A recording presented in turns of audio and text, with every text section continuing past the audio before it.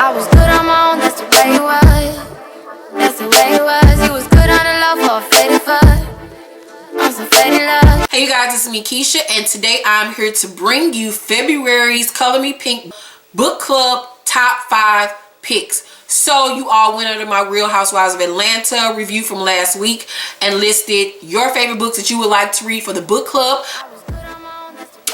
I picked the top 5 choices, and out of those 5 choices I'm going to do a poll, and whichever one gets the most votes, that will be February's book club pick. You will have a month and a half pretty much to read it, so you have more than enough time to get it, read it, and we'll discuss it at the end of February. So let's get into the top 5 picks.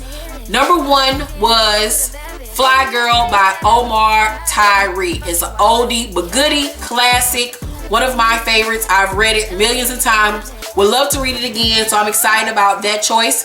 If you have never read Fly Girl by Omar Tyree, here's a brief description of the book. This unremarkable African-American coming-of-age story, originally published by a small press in 1993, tracks Tracy Ellison from her 6th birthday party in 1977 to her 17th birthday. Tracy grows up in the middle-class Philadelphia suburb of Germantown, the daughter of a pharmacist and a dietitian. She is pretty and intelligent, armed with solid self-esteem and a sassy mouth. Like most of her friends, she's also boy crazy, and readers watch as her physical maturation leads to increasing sexual activity while experiencing the indulgent hip-hop 1980s and the insidious effects of the cocaine economy that flourishes in black communities. Tracy must also come to terms with her parents' separation. That is a brief synopsis of Omar Tyree's Fly Girl. The next pick was Coldest Winter Ever by Sister Souljah.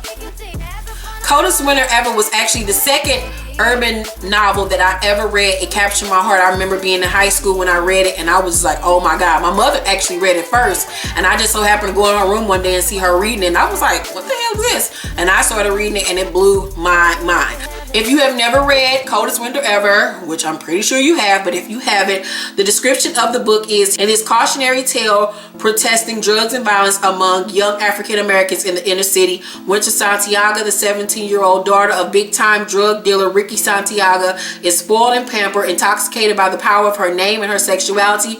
Riding high on the trade, Santiago moves the family out of the Brooklyn projects to a mansion on Long Island where things start to disintegrate.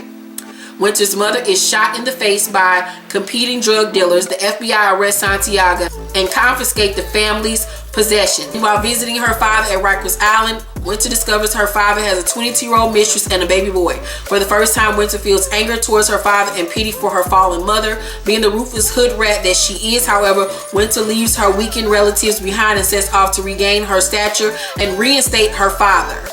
Attracted to power, intolerant of those without it, ill-equipped to deal on her own, and predisposed to make all the wrong moves, she deceives and steals from those who help her out, and yet somehow she remains a sympathetic character.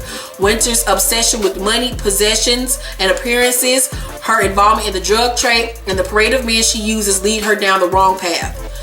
So, that is a great read. I have not read Coldest Winter Ever in probably about 15 years, so that's a great one. The next book on the list is Angie Martinez's autobiography, My Voice, a Memoir.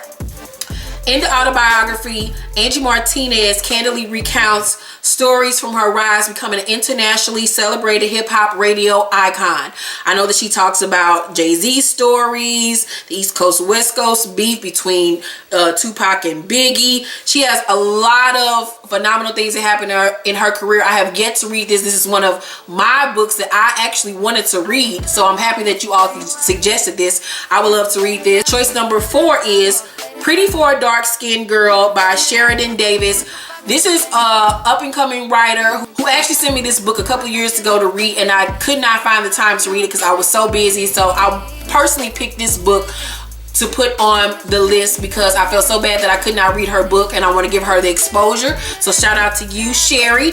So the synopsis for Pretty for a Dark-Skinned Girl is, when you think of yourself as anything higher or lower than what God has said you are. You're suffering with an identity crisis. Sheridan S. Davis, like any other little girl, Sheridan S. Davis, author of Safe Sex, dreamed of living a fairy tale life. She comes from a nuclear Christian family with hopes of being an entertainer and actress. She never imagined that her day-to-day life will become the catalyst for which she'd have her biggest off-Broadway performance. It was her stage. Sheridan put on a brave face and pretended to have it all together. Meanwhile, she was inwardly battling low self-esteem and depression. Pretty for a Dark-Skinned Girl navigates its reader through this journey of how author Sheridan S. Davis conquered low self-esteem and is now at a place of confidence in God. So that is choice number 4. And the last pick for February's book club is The Perfect Mistress by Rashonda Tate Billingsley. The synopsis is: the daughter of an adulterous father deals with the long rippling effects of his actions in her own love life in this emotionally powerful novel by award-winning and national best-selling author Rashonda Tate Billingsley. Lauren Robinson knows exactly what it takes to be the perfect mistress.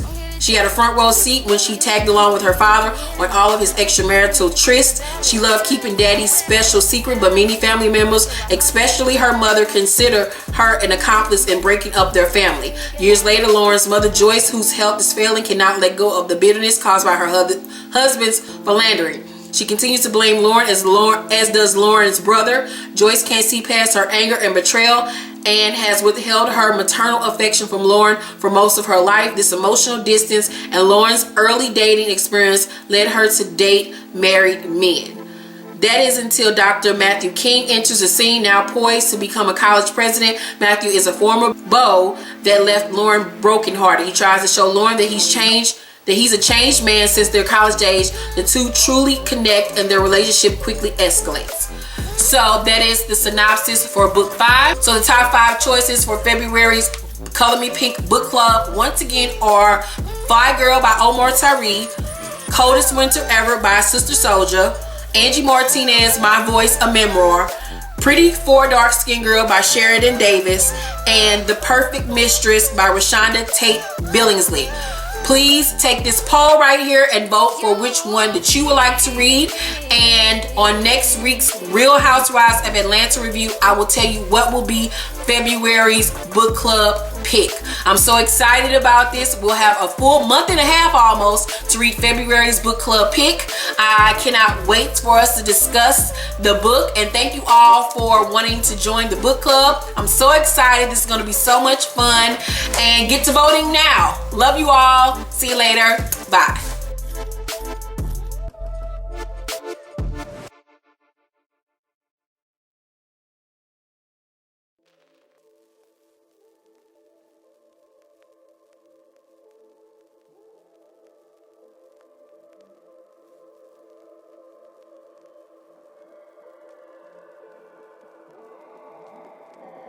I was good on my own, that's the way it was. That's the way it was. You was good on the love for a faded fuck. I'm so faded love. Shit, what the fuck you complaining for? Feeling jaded up.